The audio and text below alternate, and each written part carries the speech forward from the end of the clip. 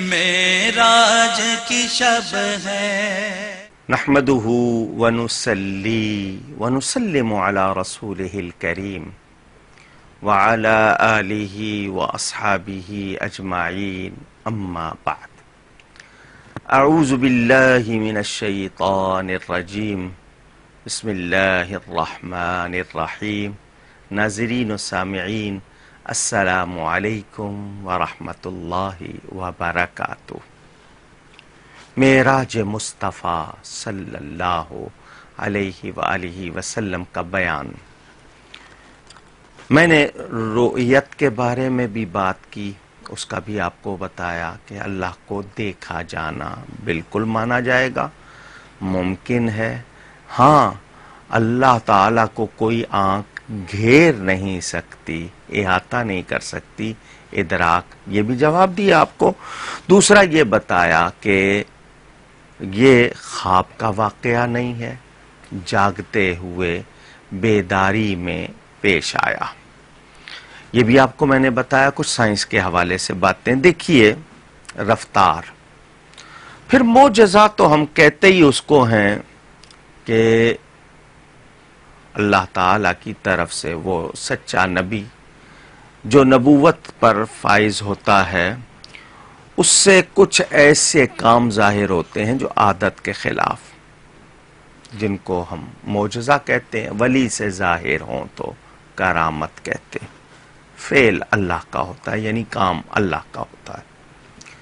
یہ معجزہ ہے میرے نبی پاک صلی اللہ علیہ وآلہ وسلم کا۔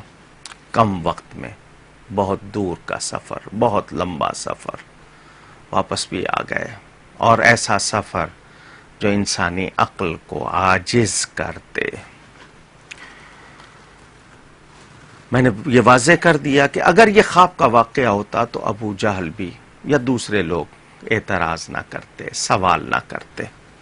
یہ واقعہ خواب کا نہیں، جسمانی معراج ہے۔ جسم کے ساتھ میرے آقا کریم صلی اللہ علیہ وآلہ وسلم تشریف لے گئے۔ اب یہاں سائنس تھوڑی سی پریشان کرتی ہے آپ کو، آپ کی عقل۔ میں شروع میں بتا چکا، کہیں ہمارا علم کم ہے، کہیں ہماری فہم کم ہے، جو ہم الجھ جاتے ہیں۔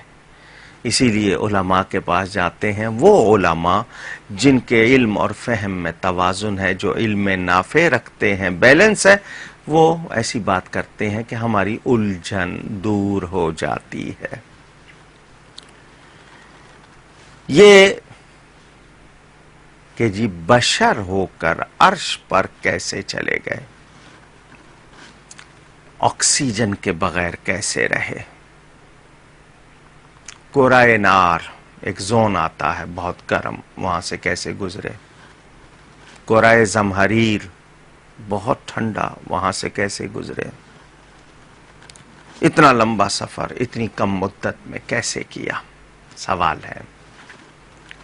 جواب تو میں سائنس کے حوالے سے بھی دے دوں اور آسان کر کے دے دوں۔ گزرے ہیں، رکے نہیں ہیں کرۂ نار سے، کرۂ زمہریر میں ٹھہرے نہیں ہیں، گزرے ہیں۔ گزرنا تو اور چیز ہوتی ہے۔ آپ کسی ایسے جگہ سے، جو مثال کے طور پر کولڈ اسٹوریج ہوتے ہیں، اب کولڈ اسٹوریج آپ اس کمرے کو کہتے ہیں جو برف میں رکھی ہو آپ کی چیزیں، تاکہ ان کو برف کی وجہ سے وہ اسی طرح رہیں۔ ایک ہے وہاں جا کے آپ کا کچھ رکنا، اور ایک ہے گزر جانا۔ گزر جانا اور ہے، رکنا ٹھہرنا اور ہے۔ اتنی بات سے ہی مسئلہ حل ہو جاتا ہے، لیکن اس کے باوجود وہ اللہ تعالی جو قادر و قدیر ہے، وہ دعویٰ فرما رہا ہے میں لے گیا، میں نے یہ سب کچھ کروایا۔ اعتراض کہاں ہے؟ کیا اللہ کی قدرت نہیں مانتے؟ یہ نظام کائنات کو سائنس چلا رہی ہے یا اللہ تعالی؟ وہ وقت کو روک دے، نظام کو روک دے، جو چاہے کر دے۔ میں نے آپ سے کہا نا کہ یہ فطرت کے قانون، لاز آف نیچر جن کو کہا جاتا ہے، کچھ لوگ کہتے ہیں جی کچھ اس میں ذرا سا بھی رد و بدل نہیں ہو سکتا، ورنہ ساری دنیا کا نظام بگڑ جائے۔ جس نے بنایا ہے وہ روک سکتا ہے یا نہیں روک سکتا؟ اگر ہم کہیں نہیں تو پھر ہم اللہ کی قدرت نہیں مانتے۔ میں اگر سائنس پہ اس پہ مزید ڈیٹیل، میرے پاس بہت سے دلائل ہیں، اللہ تعالیٰ کرتا. لکڑی کے اندر، پتھر کے اندر کیڑا ہے، اس کو وہاں آکسیجن نہیں جا رہی، وہ زندہ ہے، اس کو ہوا لگے تو مر جاتا ہے. کون رکھے ہوئے ہے اس کو وہاں پر؟ اس کی زندگی لکڑی کے اندر ہے، تنے میں، اچانک باہر نکلے گا، ہوا لگی، ختم. پتھر کے اندر ہے، ہوا لگی، ختم. وہ جو وہاں رکھا ہوا ہے زندہ، اس کو وہاں کون خوراک دے رہا ہے، کون زندگی دے رہا ہے؟ رب تعالی. یہ بغیر ستون کے اتنے آسمان کس نے قائم کیے ہوئے ہیں؟ یہ زمین ہے، اس سے طرح طرح کے میوے نکل رہے ہیں، یہ کس نے؟ یہ کائنات، یہ سیارے، سب کچھ میرے رب تعالی کی قدرت کے کرشمے ہیں. وہی رب تعالی اپنے حبیب پاک صلی اللہ علیہ وآلہ وسلم کو لے گیا. کیوں لے گیا؟ کہاں لے گیا؟ یہ بیان جاری ہے.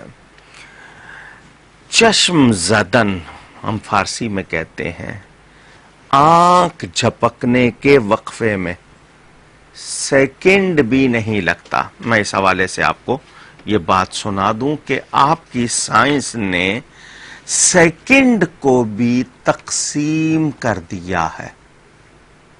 ایک سیکنڈ، میں ایک بولوں گا تو سیکنڈ سے زیادہ وقت لگ جائے گا. سائنس نے اس کو بھی تقسیم کر دیا ہے. چنانچہ وہ کہتے ہیں کہ آپ آسیلو اسکوپ سے اس کو دیکھ بھی سکتے ہیں. ایک سیکنڈ کا 1000واں حصہ، اس کو ایک ملی سیکنڈ کہا انہوں نے. ایک سیکنڈ کا 10 لاکھواں حصہ، اس کو مائکرو سیکنڈ کہا.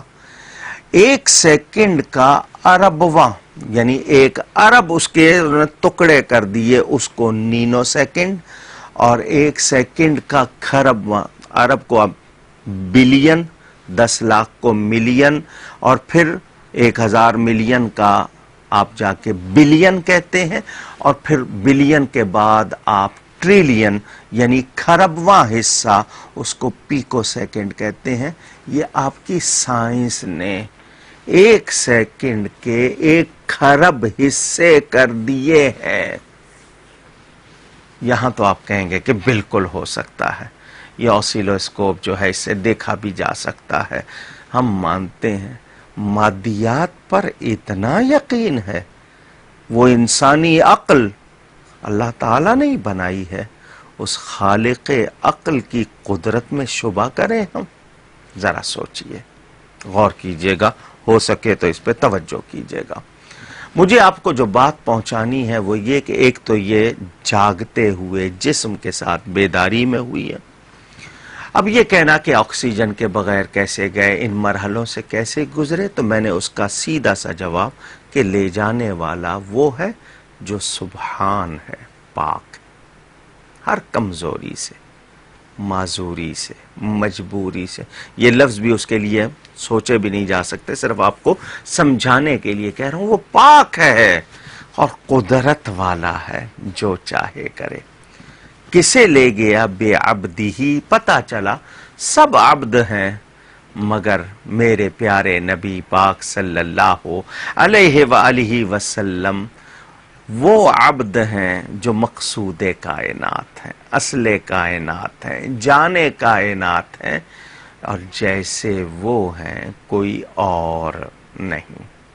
علامہ اقبال بھی کہتے ہیں، عبد دیگر عبدہو چیزیں دیگر. عبد اور ہے، عبدہو کوئی اور ہی ہے. کیا مطلب؟ کہ دونوں کہلاتے تو عبد ہیں مگر درجہ مرتبہ ایک نہیں ہے. عبد اس شوق میں، اس انتظار میں ہے کہ اللہ راضی ہو جائے، اور عبدہو کی یہ شان ہے کہ رب تعالی چاہتا ہے میرا یہ حبیب راضی ہو جائے. فرق ہے. آئیے اس حوالے سے ایک دو باتیں میں آپ کے سامنے اور کروں. آنکھ جھپکنے سے پہلے حضرت جبریل امین علیہ السلام سدرہ سے زمین پر آتے ہیں. آنکھ جھپکنے سے پہلے پیدل چلیں تو 8000 سال کا راستہ ہے زمین سے لے کر سدرہ تک. پلک جھپکنے سے پہلے جبریل امین آ جاتے. قرآن میں پڑھیں حضرت آصف بن برخیا،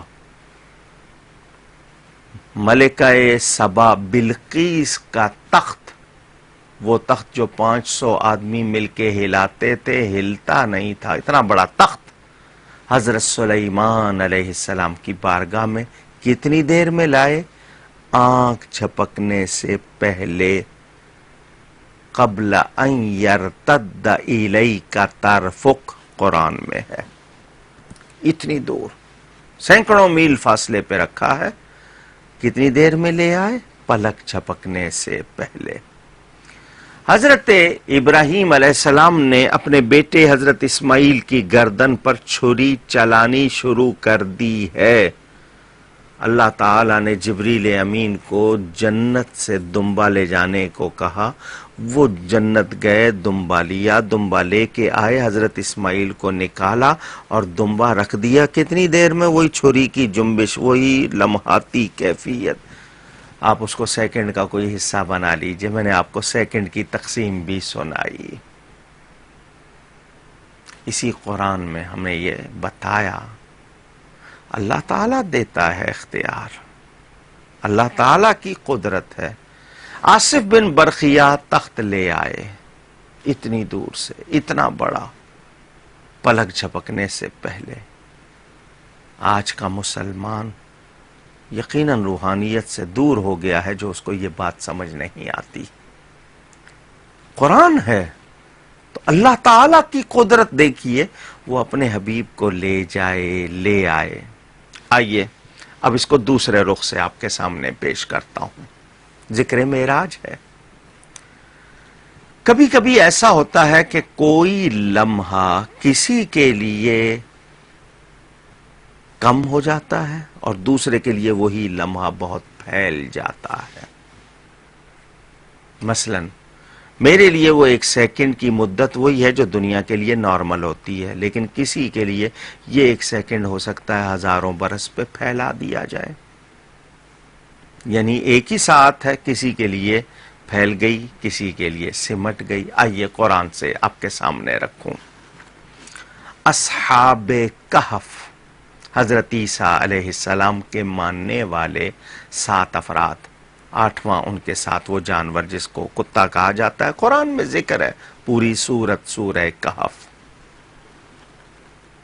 یہ لوگ ایمان والے تھے، ایمان بھی بچانا تھا، جان بھی بچانی تھی. چلے، بادشاہ نے قتل کرنے کو کہا تھا، یا تو مجھے خدا مانو، سجدہ کرو، ورنہ میں تمہیں قتل کر دوں گا. انہوں نے کہا جان بھی بچاؤ، ایمان بھی بچاؤ. بادشاہ کو سجدہ کریں گے تو ایمان جائے گا، نہیں کریں گے تو جان جائے گی. ہم نکلتے ہیں یہاں سے. یہ سفر پہ نکلے. ایک جانور پیچھے ہو لیا. غار 2 پہاڑوں کے درمیان قدرتی طور پر بنا ہوا ایک کمرہ ہوتا ہے، ایک رستہ ہوتا ہے جانے کا، وہ کورڈ ہوتا ہے. یہ قدرتی طور پر ہوتا ہے نا. کیو، غار، کہف. یہ لوگ اس کے اندر چلے گئے، سو گئے، اور باہر ان کے کتا وہ بازو پھیلا کر بیٹھا. واقعہ قرآن میں. کتنا عرصہ سوئے؟ فَلَبِثُوا فِي كَهْفِهِمْ 300 سِنِينَ وَازْدَادُوا 9. قرآن ہے کہ وہ اس غار میں 309 برس. اب یہ جو اس کو ہم عیسوی تقویم کہتے ہیں، اس سے شمار کریں تو 300 ہو گئے، اور ہجری اسلامی تقویم ہر 100 سال پہ 3 سال اور چڑھ جاتے ہیں، اس حساب سے 309 برس. میں کیلنڈر کی بھی وضاحت کر رہا ہوں، تقویم کہتے ہیں عربی میں. 309 برس ہوتے رہے. اب کہاں ہے سائنس؟ مادیات کے ماننے والے تو انکار کریں گے، کیسے ہو سکتا ہے انسان کھائے پیے بغیر کتنی دیر زندہ رہ سکتا ہے. وہ لوگ سوئے، ان کے بال نہیں خراب ہوئے، کپڑوں کی اور حالت نہیں بگڑی، رنکلز، جھریاں وغیرہ بھی نہیں آئیں. 309 سال اٹھے. اب جو میں نے آپ کو بات سمجھانی ہے وہ یہ کہ زمانے پر وہ مدت 309 سال ہے.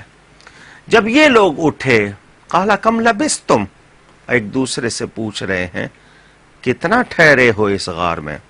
قالوا لبسنا یوما او بعد یوم، انہوں نے کہا ہم ایک دن یا دن کا کچھ حصہ، آدھا یا تھوڑا سا حصہ۔ ان کا جواب یہ کہ ہم یہاں ایک دن یا دن کا کچھ حصہ رہے ہیں، جبکہ قرآن کہہ رہا ہے کہ وہ وہاں 309 سال۔ اب دیکھیے زمانے پر وہ مدت 309 سال ہو گئی، ان کے لیے اللہ نے یوں بنا دی جیسے ایک دن یا آدھا دن۔ یہ بھی میں نے اس لیے بات کی کہ ان ذہنوں میں جو کنفیوژن کے حضور صلی اللہ علیہ وسلم مکہ مکرمہ سے چلے، مدینہ پہنچے، بیت اللحم گئے، مدین گئے، موسیٰ علیہ السلام کی قبر سے گزرے، مسجد اقصیٰ گئے، وہاں نماز پڑھائی، اس کے بعد جلسہ بھی ہوا، وہاں سے پہلے آسمان گئے، سیر کی، جن دوزخ کا دور سے معائنہ حضور نے دکھایا گیا، لوگوں پر کیا کیا بیت رہی ہے، یہ ساری تفصیل ہوئی۔ پھر اس کے بعد یہ کہ سدرۃ المنتہا سے آگے گئے، اور اس کے بعد پھر اللہ تعالیٰ کا دیدار کیا، وحی ہوئی، پھر واپس تشریف لائے، موسیٰ علیہ السلام نے روکا، پھر 9 مرتبہ واپس گئے، پھر آئے۔ یہ ایک ساری تفصیل ہے۔ اس ساری تفصیل میں کوئی وقت نہیں لگا، تو میں نے یہ بتایا دوسری طرح سوچنے کے لیے کہ زمانے پر وہ مدت اللہ نے تھوڑی کر دی، نبی کے لیے پھیلا دی، یوں سمجھ لیجئے۔ آپ کی سمجھ، ابھی یہ سلسلہ باقی ہے گفتگو کا، کہیں کوئی مجھ سے غلطی ہوئی ہو اللہ کی بارگاہ میں توبہ کرتا ہوں۔ یہ بیان جاری ہے، انشاءاللہ آئندہ نشست میں ملاقات ہوگی۔ والسلام علیکم ورحمۃ اللہ وبرکاتہ۔ ہے خلق میں اعلان کے معراج کی شب ہے۔